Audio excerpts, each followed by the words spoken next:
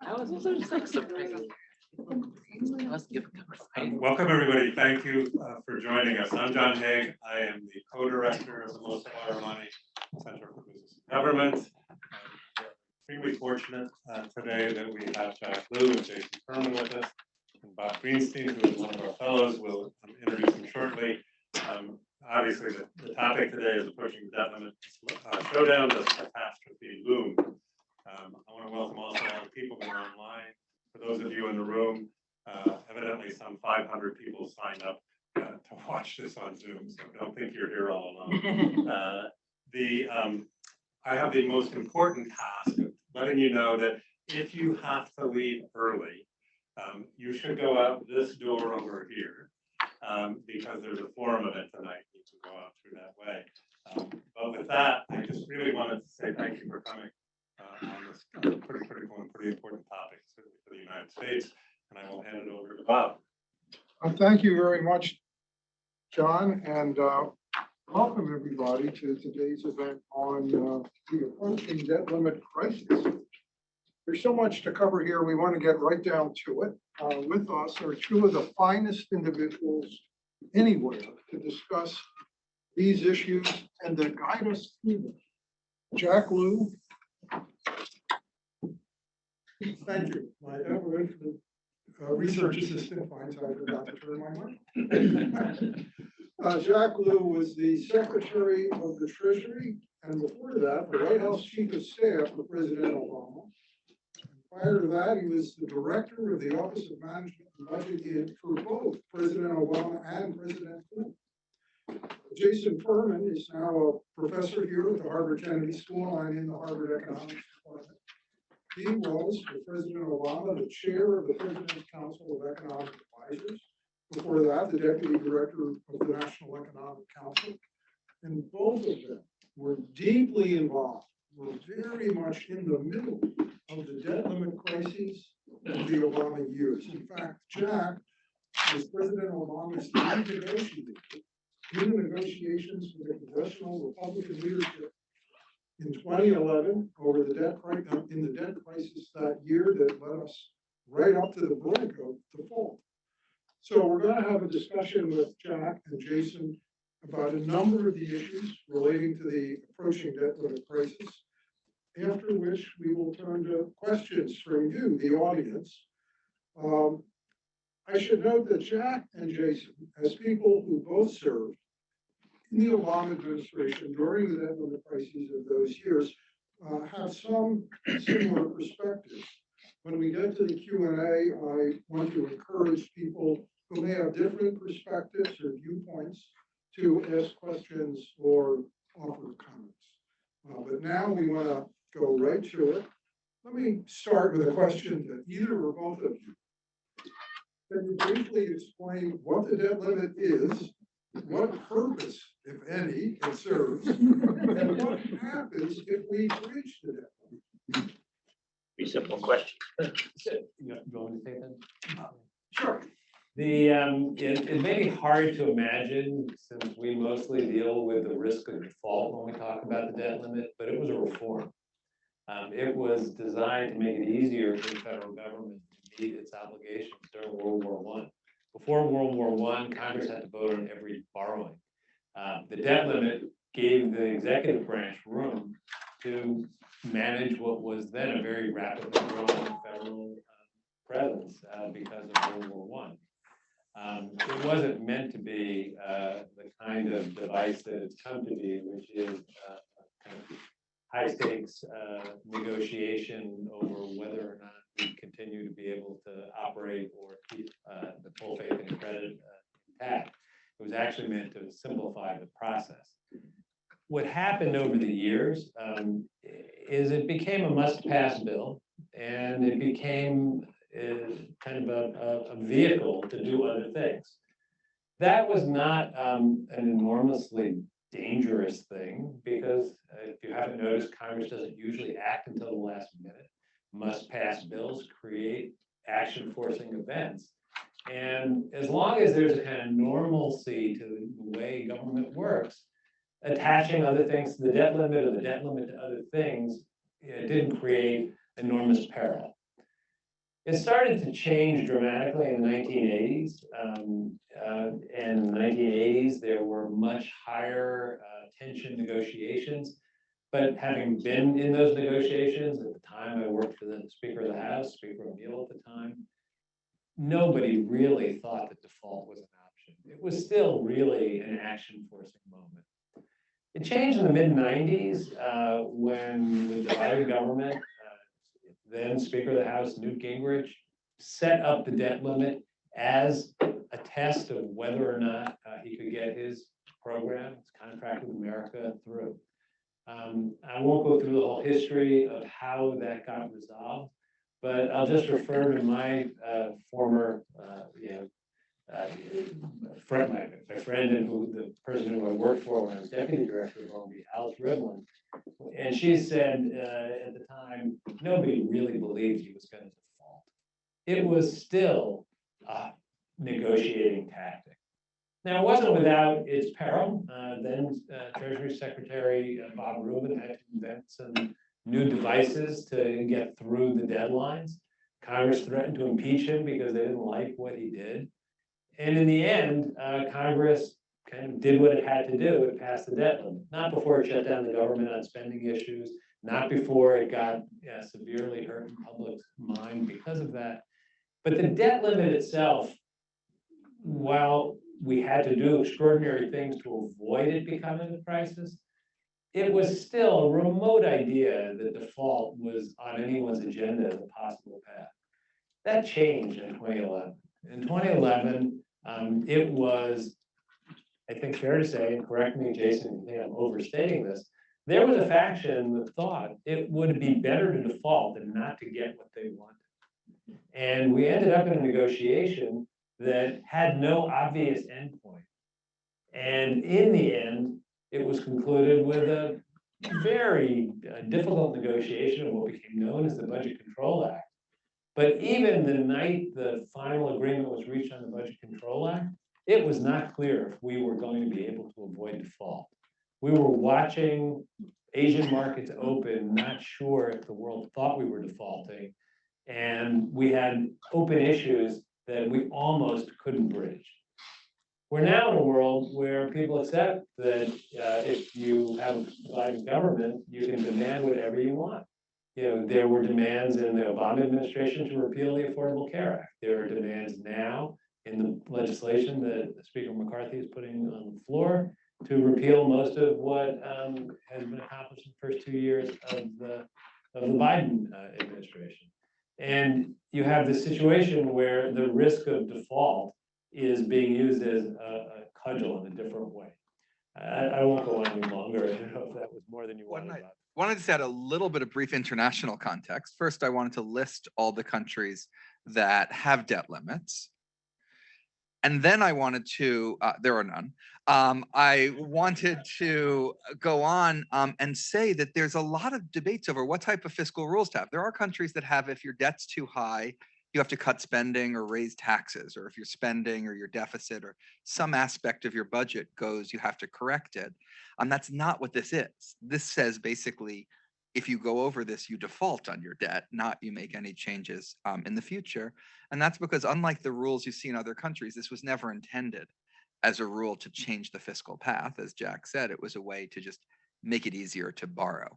And that's why no other country has anything like this. And the United States is one of the only countries in the world that might default, not because people refuse to lend it money, but because it refuses to borrow the money that everyone would otherwise be thrilled to lend it. And just to carry the international example, the decision on how much to borrow is made in other countries when the decision is made on how much to spend and how much to tax, because the difference is how much you have to borrow. At the point when we hit the debt limit, those decisions were made, in the past. All that's left is the decision of whether or not to borrow to cover the gap. So what is the latest information on when we're likely to hit the debt limit if Congress does not act? The federal government gets revenue and spends revenue in just a very spiky way. And a lot of money comes in the middle of June when people make quarterly payments. And the question is, do you have enough money to cover the spending up until that date? If you do, then the government can make it to July. If you don't, then this would hit in June. The Treasury is going to give us an update either this week or next with their best guess. And at this point, their best guess is probably going to be a quite good guess, and it will either be June or July. But picture like with your own, if you've ever been in a situation where your bank account is sort of relatively low and you're watching the money coming in, you're watching the money coming out. That's what Jack used to do, but it might be like $50 billion going out in a day and $50 billion coming in. I remember once in 2011, we looked at our cash position for the government and looked at each other and we're like, we have less cash in the bank than Apple does. And that's the way in which they can't tell for sure. But Yeah, and the spikiness is on both sides, on the spending side as well as on the revenue comes in, April 15th or 18th this year, in June when quarterly corporate revenues come in. Spending can be in the single-digit billions. It can be on a day when Social Security checks are paid and it's 50-ish billion. It can be on a day when there's rollover of debt and you pay interest, and it could be 150 billion. So what you need depends on what's going to come up. And if you don't have enough to cover that day's bills, you're in default. So, and as Treasury Secretary, you don't get a point estimate, you get a range. And you don't know if it's going to be the low, mid, or high point of the range on either the receipts or the expenditures. And I think the early indications from the daily Treasury reports are that revenues that were collected, last week were a little bit lower than were expected, which is why the June date that Jason just mentioned is now on people's minds. Because if you don't have enough money to get to June when the next big slug of revenue comes in, you're in default. If you get that revenue, you get a real long runway. You can get to go to July probably. It's going to be somewhere in that range. Importantly, it's before the end of the fiscal year. And the reason that's important is that there's going to end up having to be some kind of a conversation about fiscal policy in the context of funding the government for next year. It is unfortunate that the debt limit deadline is likely to come before that. And that's part of what's creating the risk right now. Jason, can you describe the economic consequences if the debt limit is not raised in time, even if the default period is a short one? Yeah, so first of all, in terms of magnitudes, there's a debate as to whether you're shooting yourself in the finger, the foot, or the head. But whichever one of those three it is, probably it's best advised not to do it, especially since you don't actually know whether you're shooting yourself in the finger, the foot, or the head until after the bullet leaves the gun, at which point it's too late to do anything about it. I think of three channels through which this operates. First of all, just literally less money will be going out. And just a standard Keynesian businesses, people, whoever gets less money, they can spend less money. On a time horizon of a few days, that's going to be quite small. If this went on for any period of time, that would grow to be quite large and with certainty would be very negative. The more real ones are, second is confidence. For many of you in this room look like you probably remember the summer of 2011. Some of you probably don't. If you look at the consumer confidence data, consumer sentiment, which Michigan does, you see a line going up, sentiment's going up every month, and then you see this huge spike down. It is basically the second largest spike down we've had. The largest was COVID. This was the second largest, was August 2011. It really affected people. It affected their psychology. It made them very, very nervous. And that can have a self-fulfilling impact on consumer spending, on business investment. And that was for something where we averted the debt limit. That was just coming up close to it, was that massive decline in confidence. But the final one, and the one that's the scariest, is the financial system. It's not an exaggeration to say that treasuries are the backbone of the entire global financial system, not just the US financial system, because they're incredibly safe and incredibly liquid. And one way in which they're used quite a lot is as collateral. Somebody gets a loan with some cash they need, and they pledge treasuries, and those loans are often overnight. So every day you're getting a new loan, and you know you can get a new loan every day because The other side is more than happy to keep the treasuries as collateral. Well, right now there are 3 rating agencies. One of them has treasuries at, 2 of them have treasuries still at the highest rating. One of them downgraded us, Standard & Poor's. The other 2 downgraded us. It might be that you couldn't use them as collateral anymore. And so those people would say, you know what, rather than lending you another night's worth of money, I'm not lending you anymore, and I don't want your collateral anymore. That would lead to a run on the financial system that could be larger than what we saw in the wake of the collapse of Lehman Brothers. And that's the apocalyptic, bullet in the head scenario. Do I know that happens for sure a day after you go over the X date? Absolutely not. Do I know that that could happen, and with each passing day, the odds of it goes up, and those odds are not trivial? Absolutely. It's important to add that we had all the rating agencies giving us the highest rating until the debt limit crisis in 2011. That was when the one agency downgraded us. And it wasn't because we had a solvency problem. It was their evaluation that the political risk created the uncertainty that warranted downgrade. And that was, as Jason said, without actually defaulting. That, were you to default, one has to assume a bigger reaction. There's also the cost. I mean, we've seen this in debt limit crises before. We're starting to see it now, even in the Treasury markets, that as you get close to the deadline, the fear that there'll be a period of time when, even for a short period of time, treasuries will not be repaid on time, drives up the cost of borrowing in that window. And in the last major crisis in 2011, Fidelity announced it was going to be selling every treasury that it had that matured in the window when there was uncertainty. If you started to see that on a massive basis, that's an awful lot of churn in the treasury markets. And what you worry about is, will there be a moment when people just are afraid and aren't going to buy treasuries? You have an auction and there's not enough demand out there to actually settle the auction. As Jason said, we don't know. And one of the things you end up trying to do when you explain this is you have to have a reasonable sense of what the range of options are. None of them are good. I never thought of a metaphor quite as colorful as Jason's about choosing your finger, your hand, or your foot, but it's bad. And it's a question of on what scale of bad it is. Were we to actually default, in this environment, I kind of liken it to, I don't think anyone would have expected that a budget proposal in the UK would cause a collapse of their pension system. But it turned out that they couldn't hold paper that was at the level of risk that paper was, and mass selling of the bonds, the government bonds, caused a collapse of pretty shocking rapidity. We don't know exactly what would happen were the United States to cross the Rubicon and actually tolerate a default of some period of time. I mean, there's a question of what happens if it's a day, a week, a month, a year. And my view is that's an experiment that I would hope remains always a theoretical one, because running the experiment is very risky.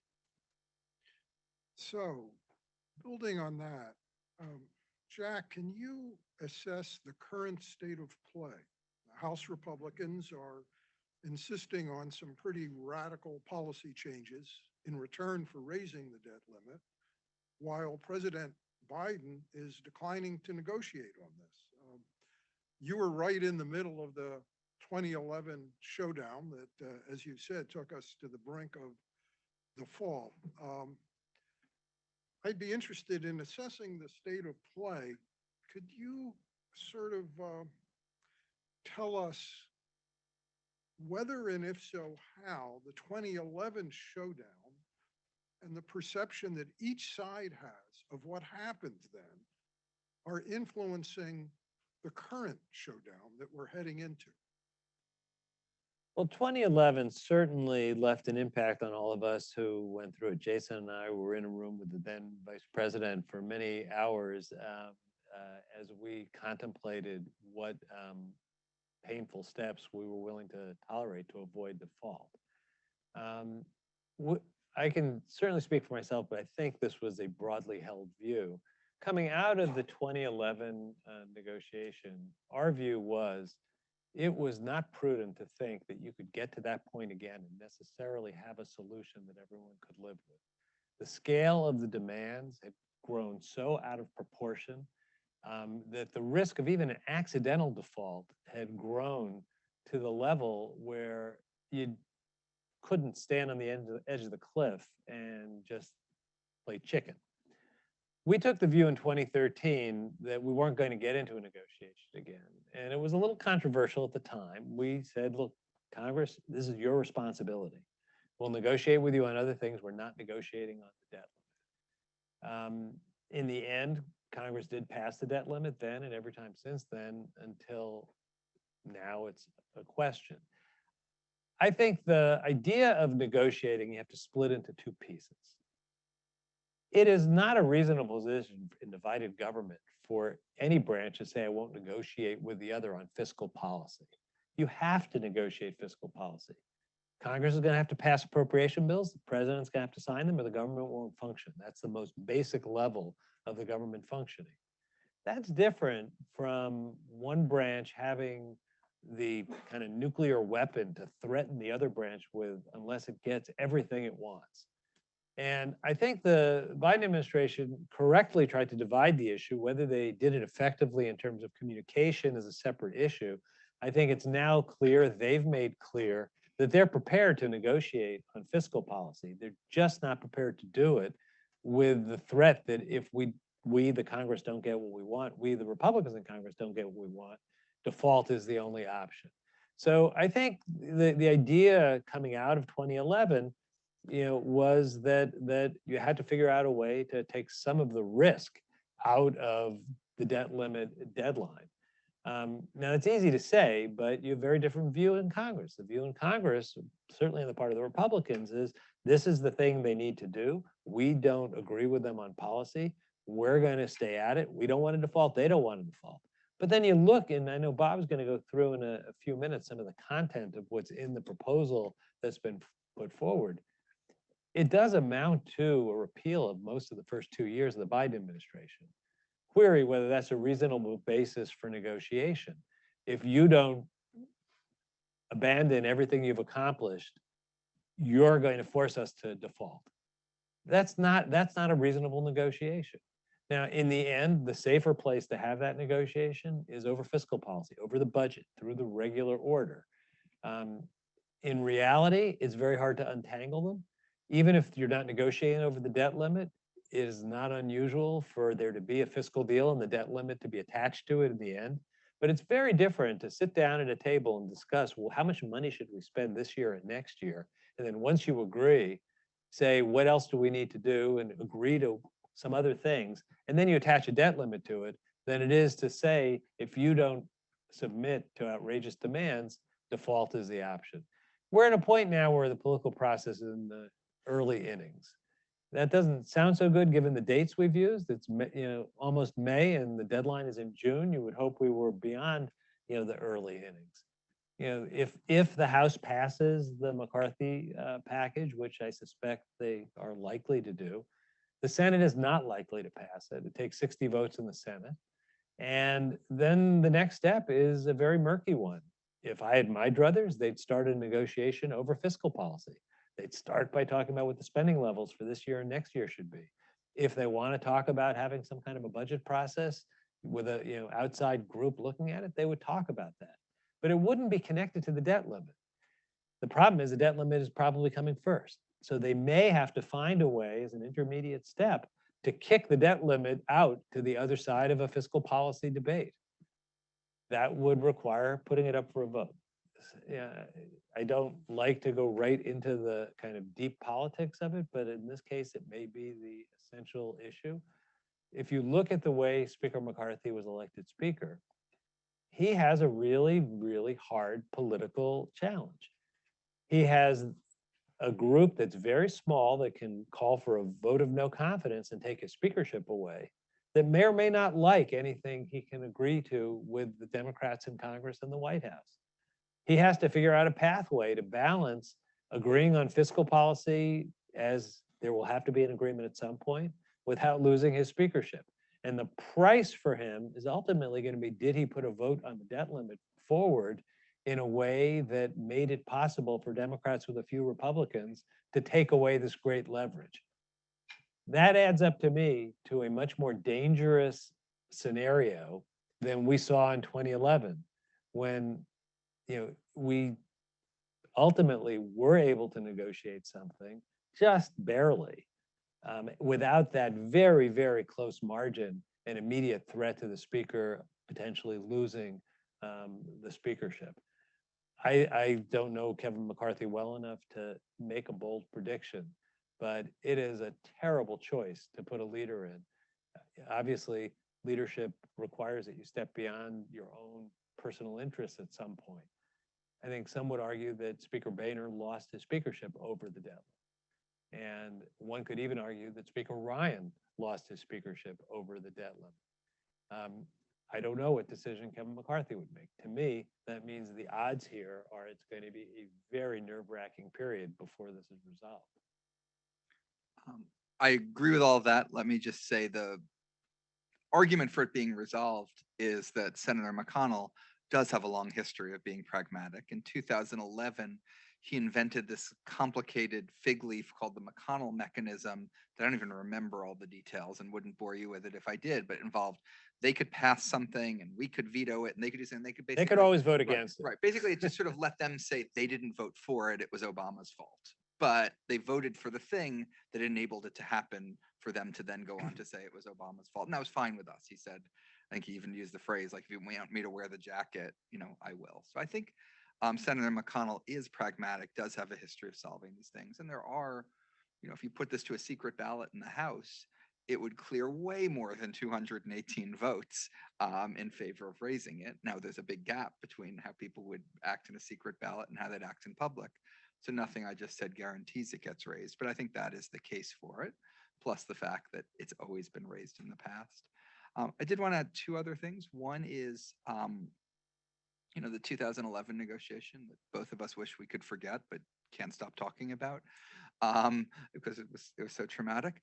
It wasn't just like Obama was going to get the debt limit raised and Republicans were going to get everything else. The negotiation was originally, for example, Obama was going to get higher revenue as his win. They were going to get some reductions to entitlements as their wins. When that fell apart, there were defense cuts that Democrats liked and non-defense cuts that Republicans liked. So there were a lot of trades within it. It was never as bad as it was, and I wouldn't want to repeat it. It still was not just a one-sided ransom. It had its own internal logic of a negotiation that is currently entirely absent. So talking about the House voting, within the next 2 to 3 days, the House could vote on Speaker McCarthy's new debt limit proposal. So let's talk a little bit about the proposal. It would require very deep cuts in what are called discretionary spending, which is basically everything that the federal government funds that is not an entitlement program. These are the things that are funded through the annual appropriations process. So the House proposal would limit total discretionary funding for the fiscal year that starts in about 5 months on October 1st to the 2022 level without any adjustment for inflation since then. However, one also must take into account that House Republicans have said that they would protect defense and veterans health care, which are part of overall discretionary spending. So you cap the total, but within it, defense and veterans health would not be cut.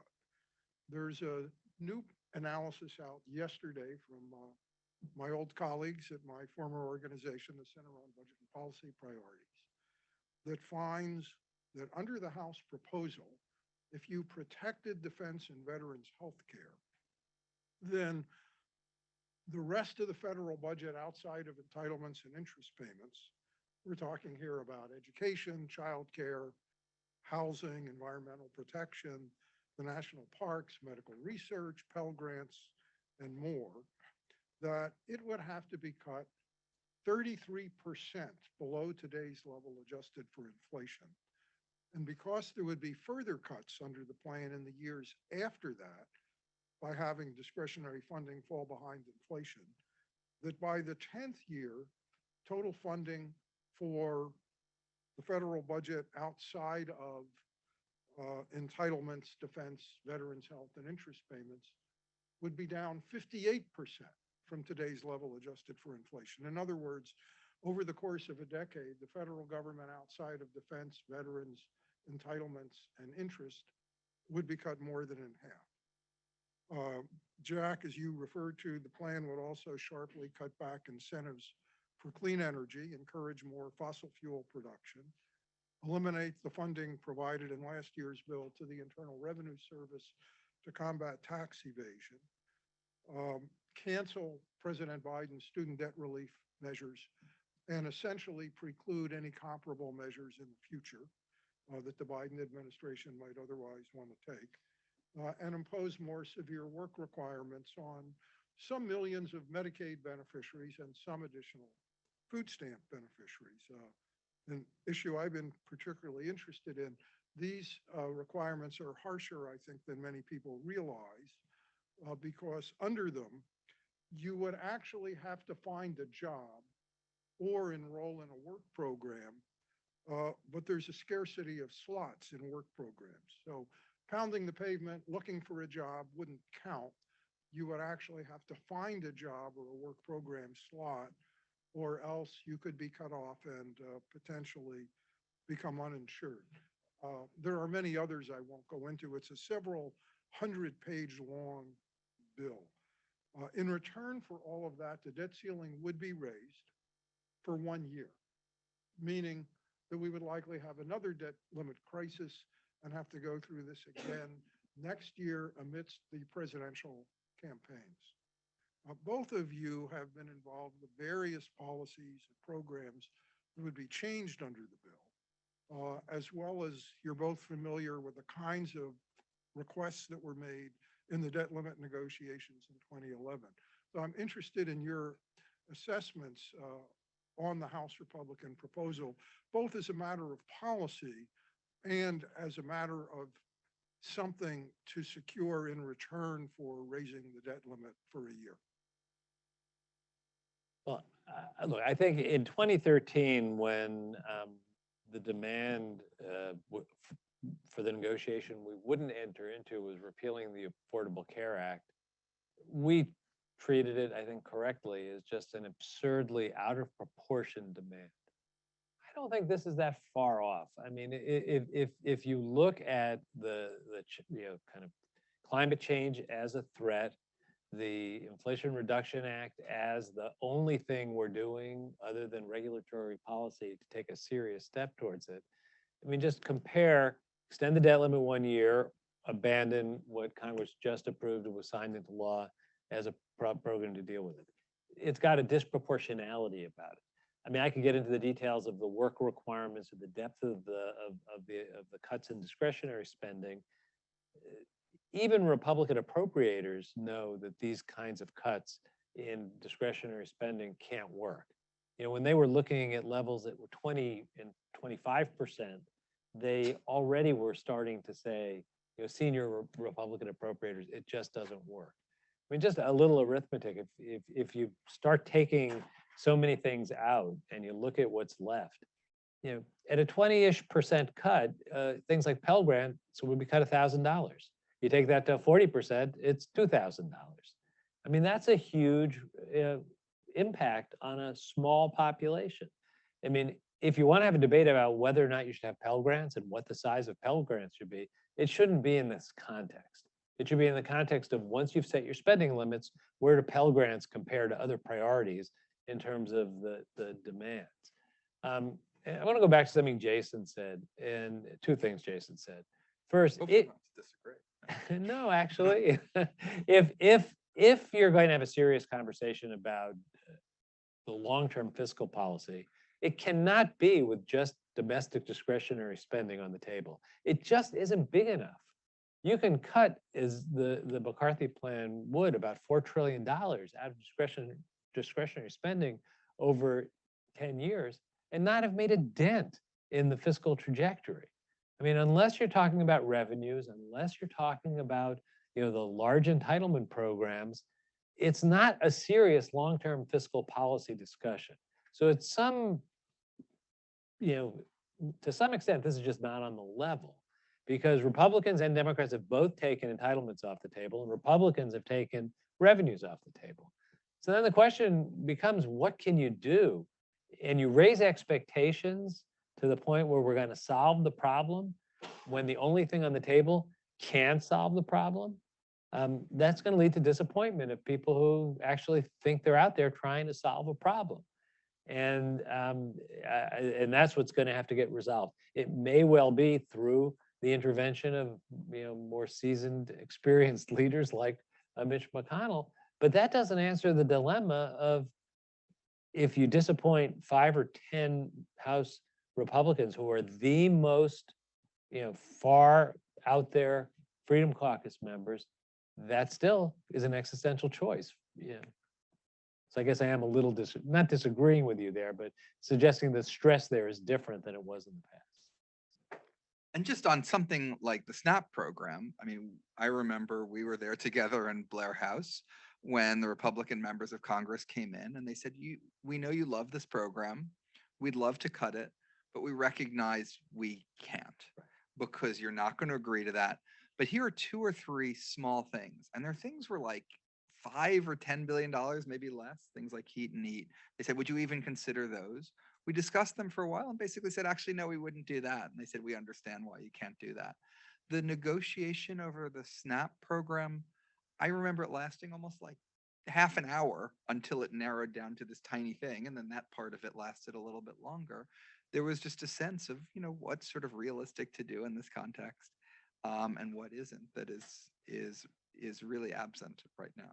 Yeah, and even then, when it was at the 11th hour, literally the 11th hour before midnight on the day we thought if we didn't finish, we were going to default, the last major fight, debate, negotiation was over whether or not to expose Medicaid to across-the-board cuts if the process created in the Budget Control Act was failed, if Congress didn't take action.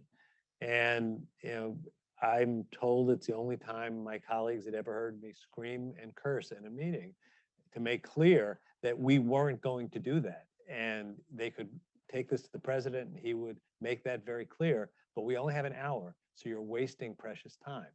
They dropped it. It wasn't that in the end. So things like this work requirement, I think it's inconceivable that most Democrats would go along with the work requirement on SNAP, on food stamps, and Medicaid. I actually think it's going to be a hard one for Republicans to drop in the current environment. So if there's not the kind of recognition, now you could say if that's what Republicans need, why isn't it the burden of Democrats to be understanding that they have to do some things that are really painful? Well, this is to pay old bills. This is not to take on new obligations. This is not to solve a problem for all time. It's a permanent change in how we deal with the most vulnerable in exchange for a 1-year extension of the debt limit. How do you solve that the next time? I mean, if the logic from 11 to 13 was at all correct, at some point you're going to default if you keep doing that. There's only so many steps between where we are and default, which is why I think there's going to have to be separating out these issues. And I do think Democrats are going to have to accept lower spending than they would like. And that's the normal give and take. The challenge is, how do you get it back to the normal give and take? It's nowhere near it right now. Well, that really gets to the question of how worried are you that we will actually go over the cliff? As you know, Jack, let me ask you in particular, people ask about various escape hatches. Can the president ignore the debt limit altogether? Can the Treasury mint $1 trillion platinum coin? You must have looked at these and other things when you were the Treasury Secretary. What did you conclude? Is there some escape hatch that can be seized there? So I think when you're right at the edge of a catastrophe, you look at everything and you look at things that you think are almost unthinkable. I never thought those ideas were the right thing for a president to be put in the position of having to do. People talk about the platinum coin and it sounds funny. It's like literally if Treasury creates a coin saying, would the Fed buy it for $1 trillion and then print $1 trillion and give it to the federal government to pay its bills. That requires the Fed to do it. Ted, would the Fed do it? Why not? Right. I don't know if the Fed would do it. So you can't count on it. You don't get to decide for the Fed. In some ways, even more importantly, is that a serious way for the country that is the world's reserve currency to handle its finances? The loss of kind of stature. Now, with that said, when you're on the edge of a cliff and you can't reach agreement, you look at everything. I don't believe that it's appropriate for Congress to put the president in the position to have to make decisions like that. And I don't think you can take anything off the table, until you get to the moment where you have to compare your alternatives. Some of the things that have come up, people disagree about whether or not the 14th Amendment can be used. The provision in the 14th Amendment that was put in place to essentially require that our Civil War debts be paid by all the states. I don't think there's any question it wasn't intended to repeal Article 1 power of the Congress to authorize borrowing. On the other hand, there's an argument that it created this kind of implicit power to make sure all debts of the United States are paid. Nobody would know for sure if they made that decision whether a court would agree with it if it went to a court. Should the country that is the world's reserve currency be put in the position where you're not sure if the basis for issuing debt is ultimately going to be upheld? So to me, these are things that should never get to the point where someone has to walk into the Oval Office, as I did on a number of occasions, and have to have this conversation with the President of the United States. Yeah, and Go ahead, Jason. Yeah, I mean, first of all, I think all these things, this is just reiterating what Jack just said, are in the category of you don't know where the bullet's going to hit, but is it going to hit a finger, a toe, a foot, whatever. You don't know what the Supreme Court is going to say if these are challenged. You don't know how investors are going to react. It might be fine. It might be a total disaster. Does that sound like something you'd want to do? And I think there's a real irony here, which is all this is supposed to be about controlling the debt. Let's say you ended up forcing the president to do one of these things and borrowing costs went up by 25 basis points, a quarter of a percentage point. That's not a lot for them to go up, by the way. Let's say they went up that way and stayed that way for a while. That would end up costing $50 billion a year. That's basically as large as some of the government programs that are under discussion in this legislation, but going the other way and adding to the debt. So when you start playing around with your full faith and credit, you start playing around with how much debt service you're paying, and you start risking making your debt problem worse, not better, just by this brinksmanship. One thing that I sense there's a fair amount of misunderstanding about is the idea of using what's called a discharge petition to raise the debt limit. Under the rules of the House of Representatives, if 218 members of the House, a majority, sign a petition calling for a measure to be brought to the House floor for a vote, the measure must ultimately be put to a vote. And some people have said, well, if all you need is 5 Republicans, why not just get a discharge petition with 218? Won't that solve the problem? Jack, can you explain some of the issues? I'm glad one of us knows what a discharge position is. I think that there was a lot of enthusiasm for this idea until people stopped and looked at the process for what it takes to actually execute a discharge petition.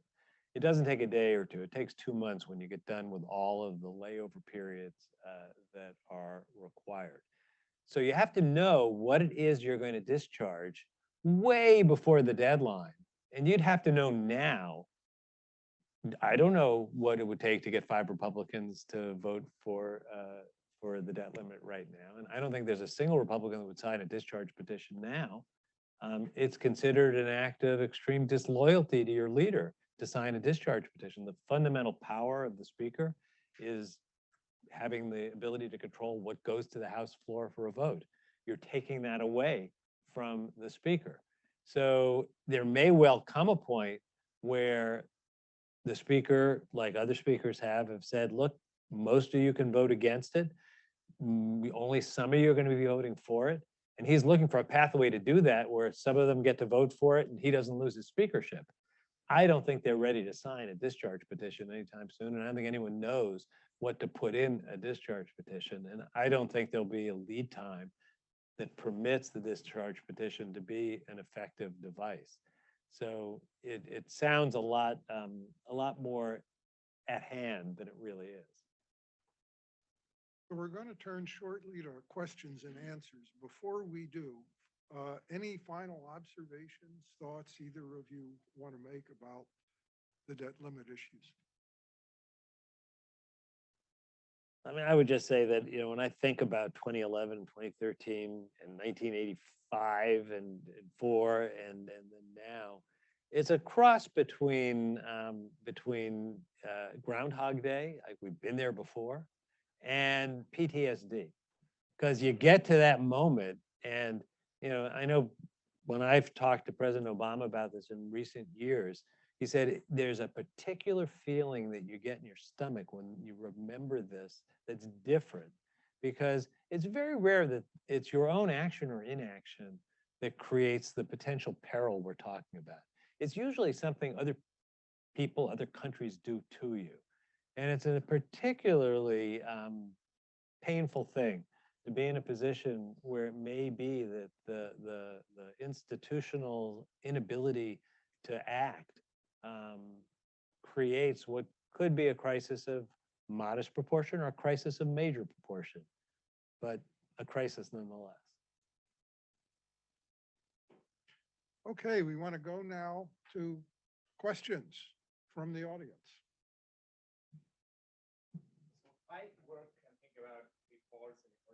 So it's absolutely fascinating for me to sit and hear a discussion about potential for default in the most trusted debtor. My question is, there's something fundamentally different about thinking of default in Sri Lanka versus thinking of default in the US. It's just something completely different.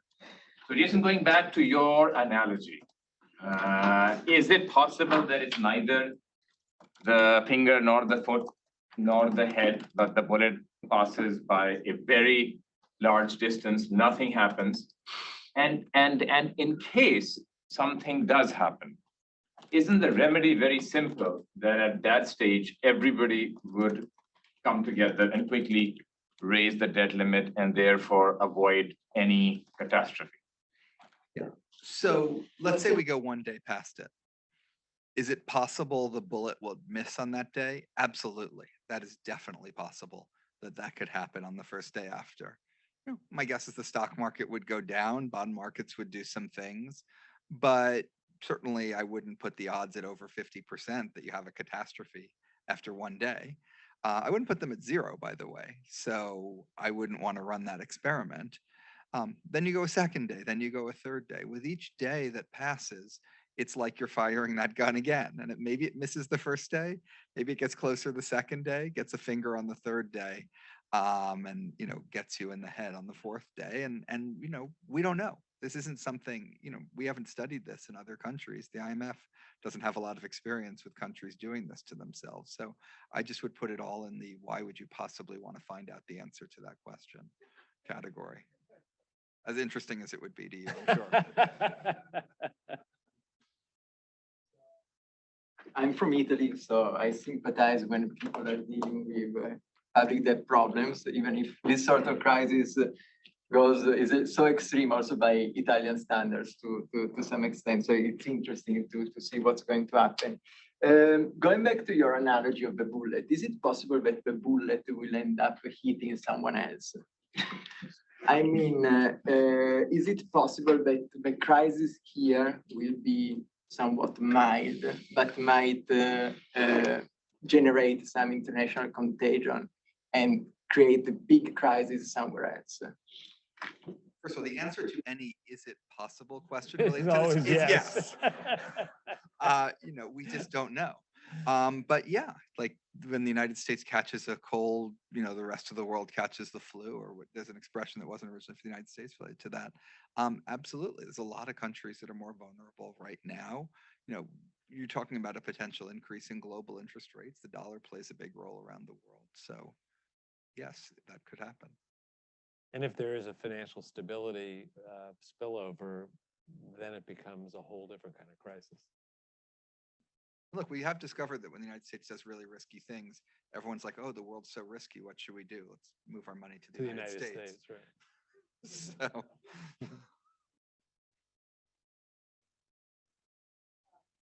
So. So thank you very much, and shout out to my students who are here. Jack, great to have you here, Kennedy School. So I just, as this has happened so many times, and I just had to write a blog for Brookings on this, which I just filed, and trying to think about, why is this happening?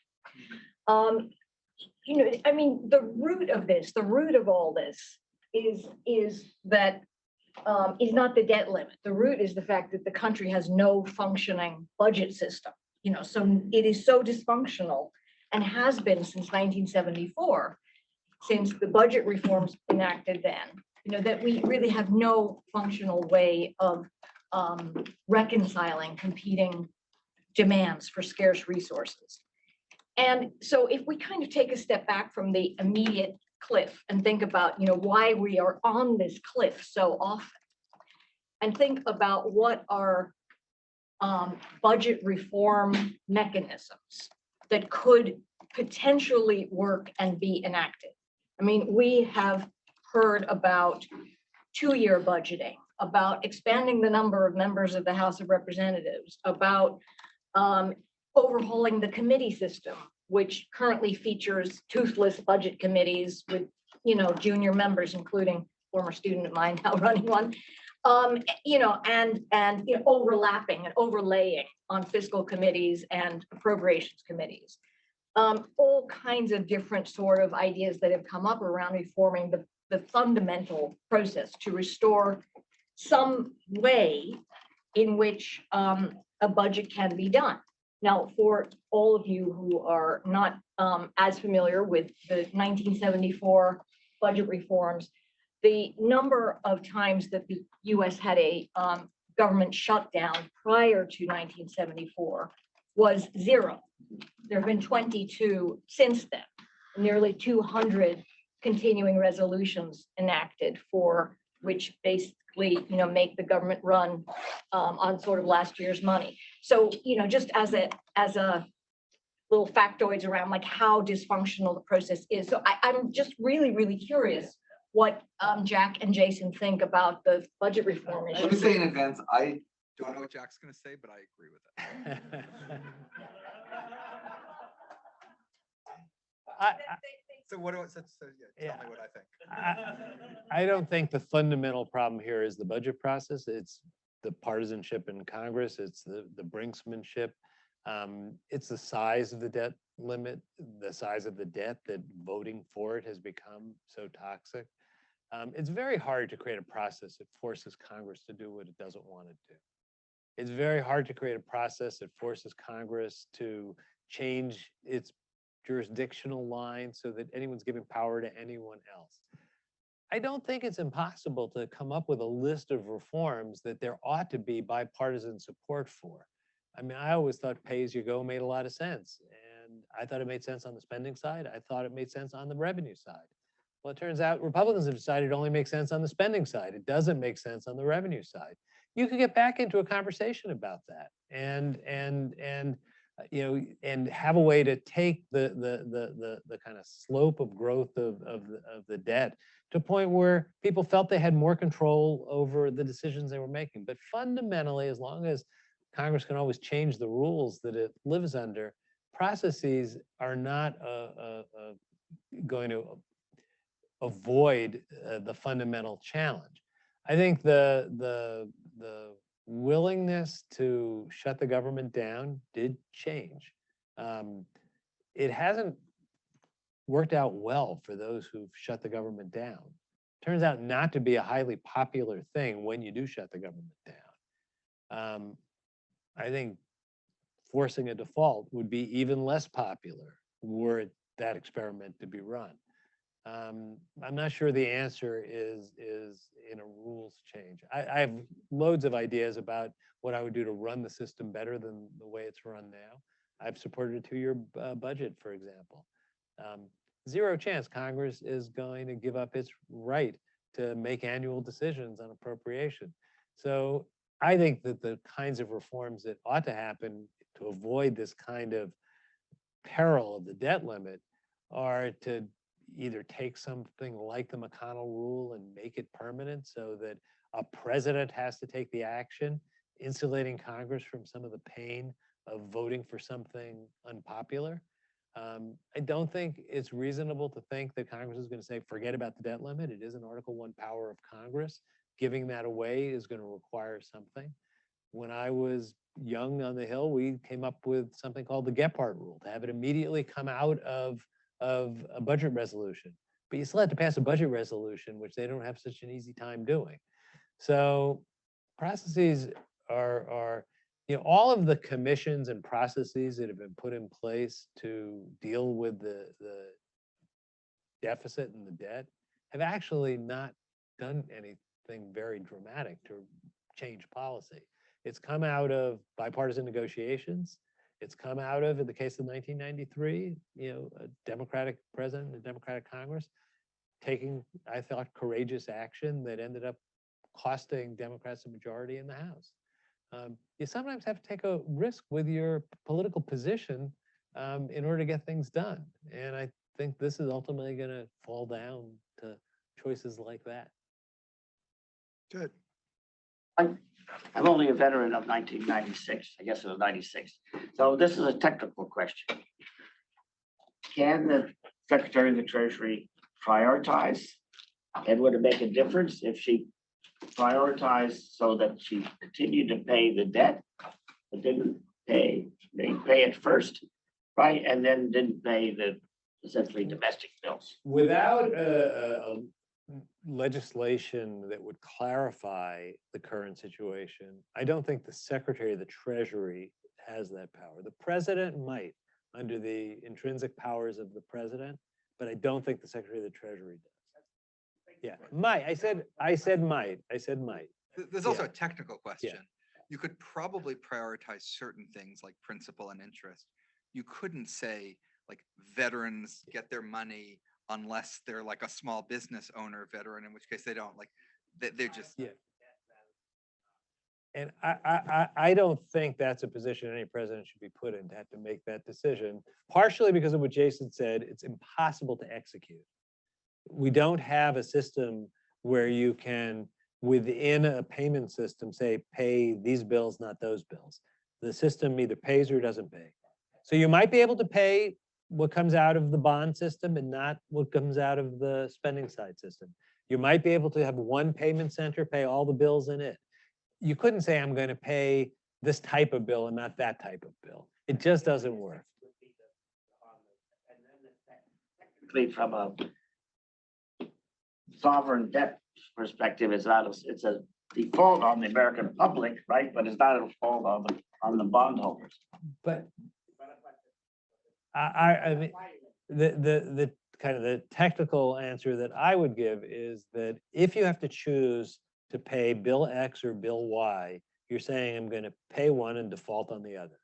And some people try to say there's a difference between defaulting technically on a bond and failing to pay other bills.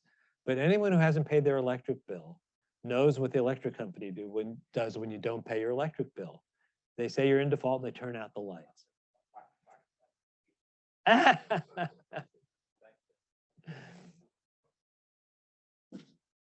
Jack, you've been generous in invoking your experience with Jason back in 2011. I'm wondering if you could, I'm old enough to remember that you were chief of staff to the Speaker of the House and got us through the Greenstein negotiations. This is essentially a political crisis for McCarthy. And what would you do? How would you advise the Speaker to get to go? You once did that for a speaker. This is going to sound very quaint and nostalgic, but the Greenstein Commission didn't come out of nowhere. It came out of a conversation between a Republican president and a Democratic speaker to have an interim step to schedule the Social Security crisis for the point between the election when a commission might be able to help. And then it created a commission to come in and do its work during the political season. And it also wasn't the case that the commission was working in a vacuum. There were no fingerprints negotiation between O'Neill and Reagan through people who were around the commission, particularly the former Social Security Commissioner, Bob Ball. And there was trust built up that if the commission did certain things, both of them would be okay with it. And then at the 11th hour, when there was a substantive agreement, there was a political fear that one of them would step back from the line, and the political advisors to each, you knew Kirk O'Donnell and Ken Duberstein, had to agree that their principles would be on the line at the same moment, no question about it. It was a very delicate political dance where if it fell apart, there was no fingerprints anywhere on I would raise the tax, I would cut spending. Think about the world we're in now and all of the trust and intricate relationships and knowledge. I mean, there was, just to take the role of kind of Bob Ball. Why was Bob Ball an intermediary? He had worked as Social Security Commissioner in the Nixon administration as well as in Democratic administrations. Dick Darman, who was Jim Baker's deputy, knew him well and trusted him. Didn't agree with him, but trusted him. He was our expert on Social Security. He created lines of communication where I never knew how far beyond Baker it went, whether it went all the way to the president. It went to the highest levels of the White House. We just don't have that right now. So I think they're going to have to find a way to do something that's enough to get through the night and get through this period until you can have a discussion where everything's on the table.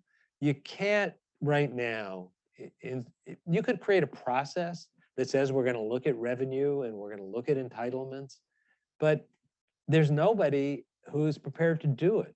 So if you create a process like that, and if Congress fails to act on it, there's then a default, where have you gotten?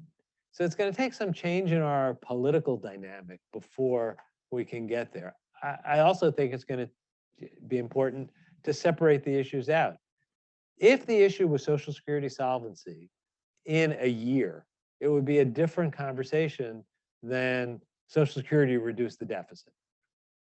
I mean, I think if we were in the position we were in 1982, where we knew in 83 we were going to run out of money to pay, it would focus the mind.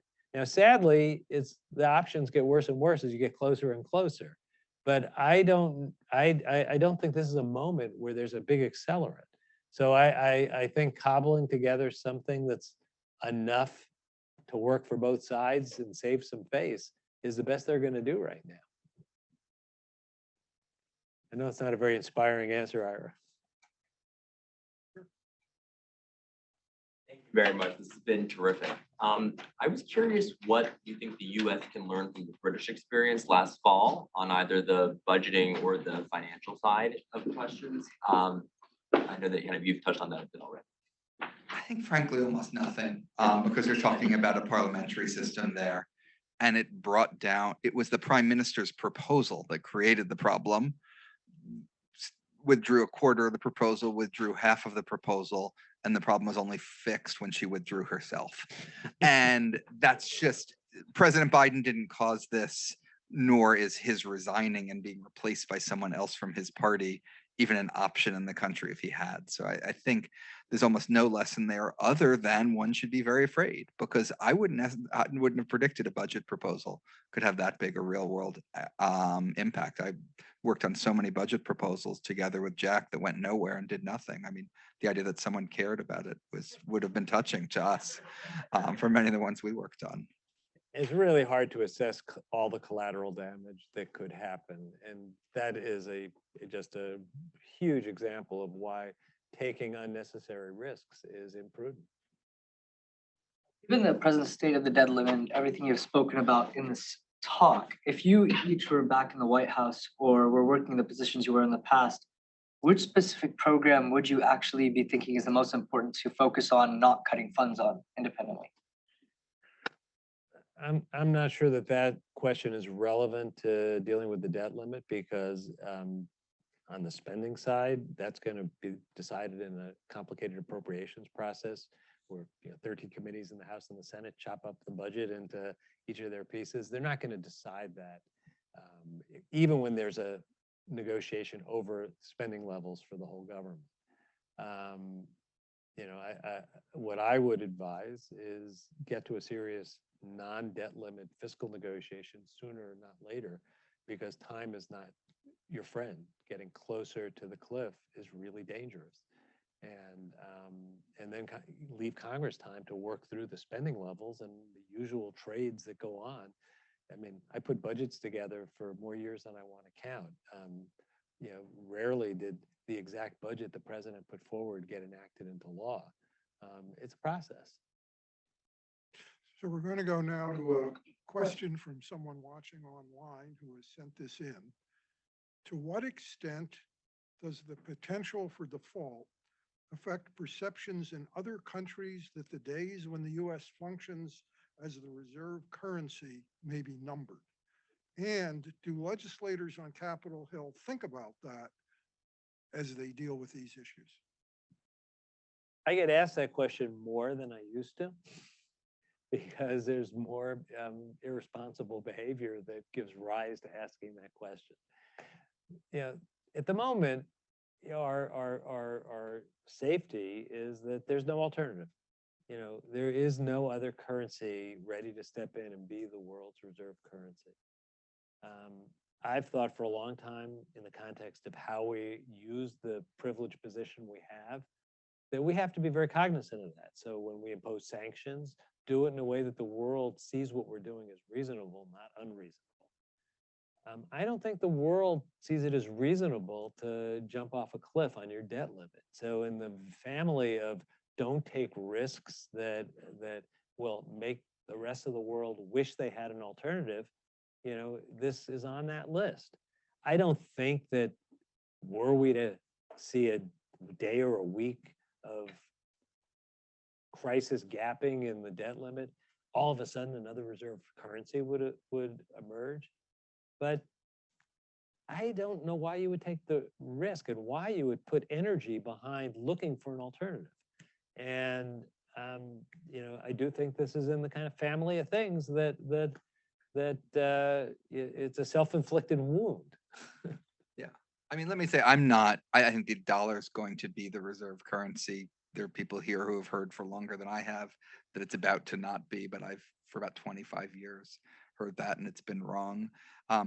I should say as an aside, and I'll get myself in trouble with some others, so Jack doesn't need to agree with me.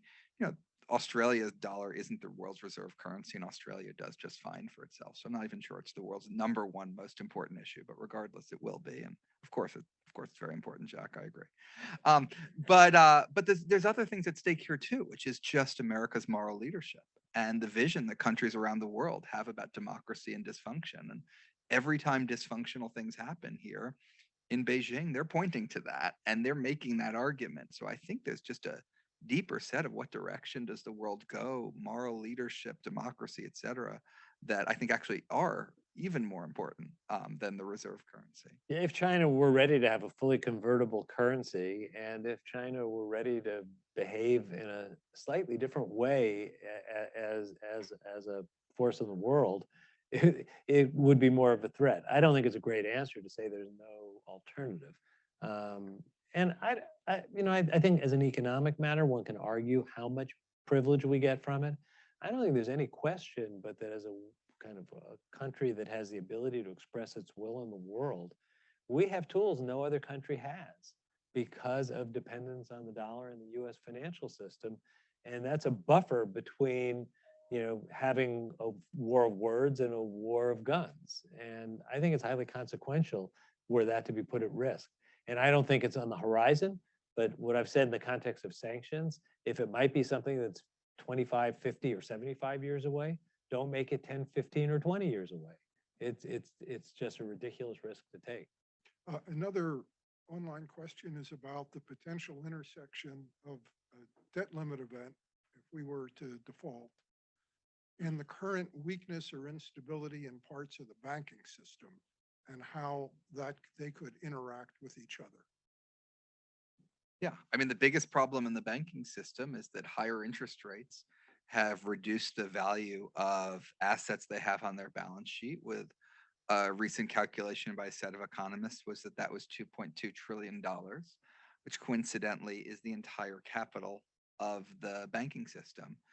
If a debt limit event made interest rates go up more, it would make the face value of treasuries go down more, and those balance sheet problems would be compounded. So I think that definitely adds to the risks here.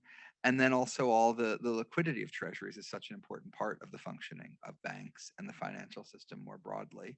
I think there we'd be okay in that the Fed is already accepting treasuries as collateral, and they're accepting them at face value. So even if their market value falls. So I think from a liquidity perspective, the banks would be okay. It's other parts of the financial system I'd worry about their liquidity, but sort of solvency, perception of solvency runs on banks. What a terrible thing to throw into the mix on top of what we already have. Yes. Thank you so much for being here. Just one quick thing. Pat Toomey was here last week at the IOP forum, and he mentioned the debt repayment waterfall and kind of said the U.S. is covered if we hit the limit, we'll just pay off our interest, principal, and then we'll deal with everything else. And he kind of made it seem like it wasn't that big of a deal. So that was an interesting. Well, he believes in prioritization, both that there's the power and that it's an alternative that's the right alternative. He also proposed legislation that would clarify that the power exists, and that legislation was never passed.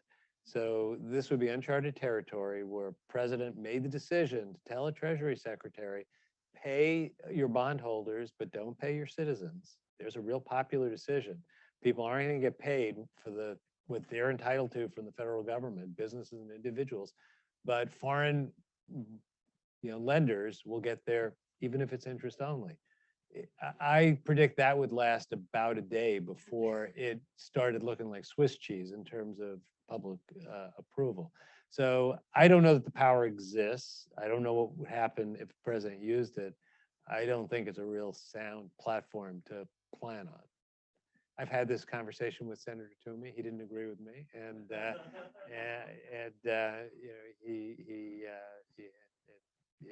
he's entitled to his opinion, but I wouldn't take the risk. Rating agencies, because as Jason, you mentioned that so one has already downgraded. There's two that still have yet to downgrade, although with each passing year and each passing debt limit brinksmanship situation, it seems like there is reason, if you were a completely independent analyst of US fiscal resilience, that you might think about it. And so I guess structurally, are these just analysts at S&P and Moody's? How much power do they hold? It feels like a very interesting concentration of power for them to be able to basically determine what can be repo collateral and what's not. So if it was just a matter of information, they don't know anything that sophisticated bond traders don't already know. This isn't some small random company, and it's really useful information that's conveyed by that. So I don't think they have any information that anyone cares about.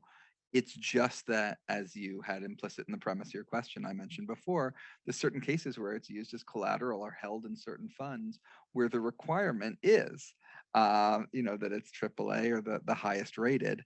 And so it might trigger covenants in contracts if it got downgraded. So even though I think it doesn't actually have information, it could potentially, just as a legal matter, have consequences that spiral through the financial system.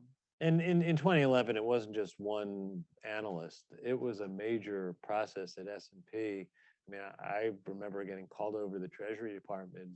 You may well have also, where they grilled all the parties about whether it was money good and money not good, whether the process was definitely going to get to an end or not, whether there were points of possible failure. And we weren't happy with their conclusion, but they concluded that the political dysfunction created uncertainty that correlated to risk that warranted the action they took. And that was when we didn't default. This will be the final. You had your hand up for a long time. Sorry, I missed you before. We'll get, these will be the two final questions. Why don't we do them together? Yeah. Why don't we do, great idea. I was wondering how the Democrats or the government can message more effectively about the debt. I think to a lot of people, like the average American, 30 trillion and growing sounds crazy and out of control, but that's not really the case. So I'm curious your thoughts. And building off that, it seems like the Democrats are simultaneously messaging that we won't negotiate on this issue while also messaging that this is catastrophic and a disaster, which from a game theory perspective might actually make it less palpable as a threat. So how do you think about that moving forward in these negotiations? I think the messaging has to be, we're ready to negotiate on fiscal policy, and you need to start the negotiation. I don't think it's a great thing to have we will negotiate, we won't negotiate be the debate when catastrophe is at the other side. Separating them and getting onto a negotiation, I think, is crucial. In terms of the 30 trillion dollars of debt, you look at it as a percentage of GDP. It's large and it's growing, but it's still a sustainable debt. It's a debt that fits into the budget over the next 10 years. And what you need to do is have a responsible set of policies to keep it from ticking up. And the things that will make it tick up are the natural aging of the population, which is not a surprise. We've known it was coming for 25, 50 years. And not making bad policy decisions, like extending tax cuts and not paying for them. Even in the bill that's on the floor, there's this kind of distinction between spending and taxes that's almost at a kind of raised to a level of high principle, but it's without any arithmetic foundation or, I think, policy justification. You repeal the money to have the IRS raise taxes, it costs you money. So you have this war on the IRS, you lose revenue. That makes the deficit go up over time, even in the window of the bill. I think there has to be a willingness to have an honest discussion about what do we do about revenues and what do we do about spending programs. My preference might be different than Republicans' preference in terms of the mix of how much we should raise taxes and how much we should cut benefits. But going back to 1983, we came up with a mixture of things that everybody could end up feeling pretty good about and that saved Social Security for 50 years. That's not a bad day's work. So you can do it, and we're not at the edge of the cliff. I think, and Jason and I have had this conversation before, I think the problem isn't the number right now. It's the sense that nobody's able or willing to do anything about it, which makes the predictions of it's going to be out of control seem like almost inevitable.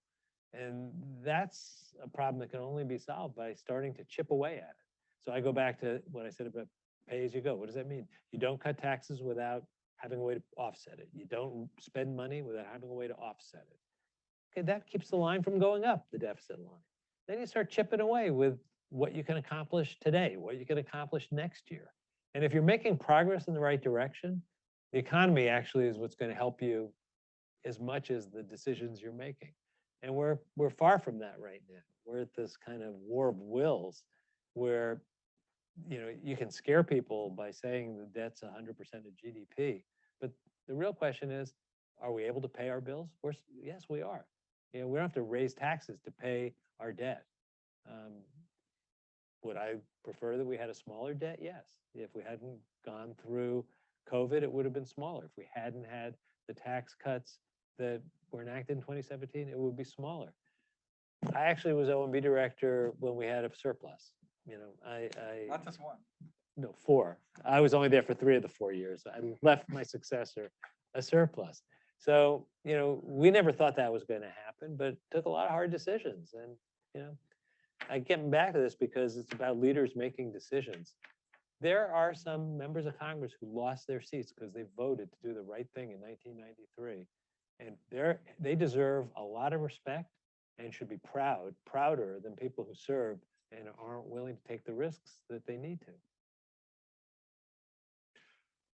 Well, we've just come about to the end of our time. I wanted to ask the two of you if you have any final comments or observations you want to make. Jason? I thought that was the perfect ending, so I don't want to say anything. I said my last piece. Well, please join me in thanking Jack Loom and Jason Furman.